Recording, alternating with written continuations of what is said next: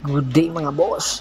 Matapos nga ang dalawang sunod na panalo ng San Miguel Bearmen sa Philippine Cup ay hindi pa rin satisfy ang management ng San Miguel at itong coaching staff na si Coach Leo Austria sa naging performance ng San Miguel Bearmen. Malayo pa daw po sa talagang totoong kulay ng San Miguel Bearmen, kaya naman ang management at ang coaching staff ay naghahanda sa isang posibilidad na pagbabalasan ng kanilang roster at gusto nga ng management at ng coaching staff na kumuha ng isang guard na batang-bata sa katauhan nga nitong si Cedric Berfield.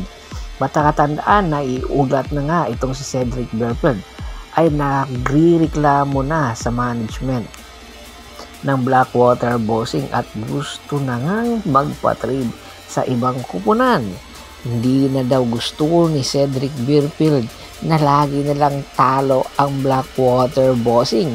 Gusto niya doon sa championship contender na team siya maglalaro habang bata pa ito. Alam naman natin na hindi nakakayanin ng Blackwater Bossing ang kanyang halaga sa mga susunod na konferensya na kung saan ay posible nang mag-expired ang kanyang kontrata, kaya ngayon pa lang ay ginagawa na rin ito ng paraan ng Blackwater Bossing kung paano ito maidi-dispatcha. Alam naman natin na ang Blackwater Bossing ay hindi nga seryoso sa kanilang kampanya sa basketball. Kung seryoso man ang San Miguel, rather ang Blackwater Bossing, ay hindi sila magpapakalwala ng mga players. Dahilan hanggang ngayon ay hindi nga makapasok sa semifinals itong Blackwater Bossing. Kaya naman nagkaka-interest ang San Miguel Bearmen na kunin nga itong kanilang guard at point guard na si Cedric Berfield. Maraming mga trade asset ang San Miguel Bearmen para makuha ito sa Blackwater Bossing.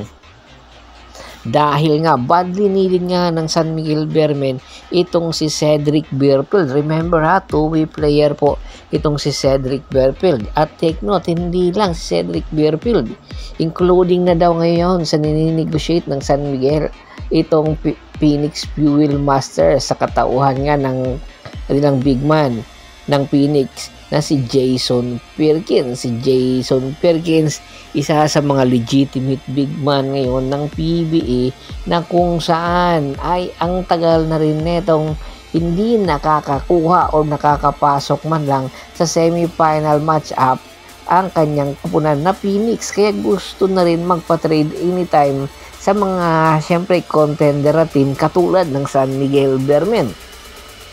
Kinakailangan kasi ng San Miguel Bearmen itong si Cedric, rather si Jason Perkins, dahil nga sa kanyang big man or dahil siya nga ay big man na two-way player at the same time napakatalino nitong player na ito, kaya marami rin ang nagkaka-interest kay Jason Perkins at magpapalalim palalo sa lineup ng San Miguel Bearmen.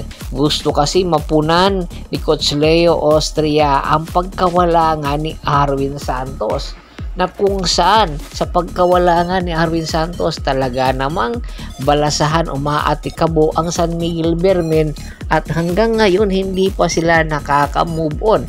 At hopefully daw itong si Jason Perkins na nga ang sagot sa kanilang mga dasal.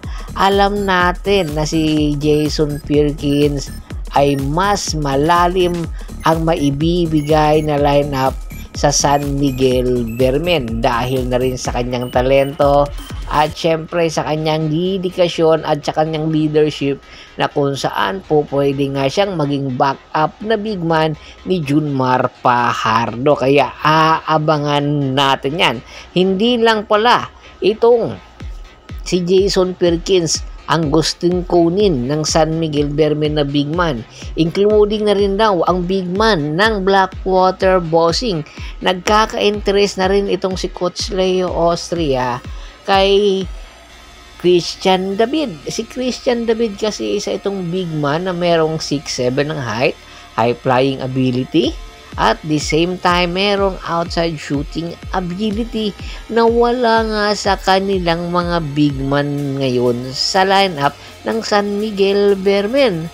ay napakataas din pala ng percentage nitong si Christian David pagdating sa outside nang naglaro ito sa Blackwater Bossing. Sa katunayan nga, unting-unting umaangat ang kanyang mga numero sa Blackwater Bossing sa mga nakaraan konferensya. Kaya hindi katakataka na magkaka-interest talaga ang San Miguel dito kasi bata pa ito at kayang-kayang nitong magpatunay na kaya niyang tapatan ang mga bigating big man ngayon sa PBA. Kaya hindi lang ang San Miguel ang nagkaka-interest kay Christian David, including na si Coach Chat Reyes na babagay sa kanyang sistemang ipinapatakbo. At take note, itong si Coach Leo Austria mayroon ding idadagdag na wingman at tinitingnan na rin ang wingman ng Phoenix Fuel Masters. Opo, marami kasi ang mga option na dapat gawin ng San Miguel Bearmen. Kung hindi man po pwede yung isa, dito siya kay Ken Tappen. Si Ken Tappen dating naglaro sa Gilas, Pilipinas at nakapaglaro na rin sa New Zealand. Isa po itong wingman na defender at two-way player. Sa katunayan nga, maganda ang kanyang first na stint sa PBA sa ilalim ng Phoenix Fuel Masters.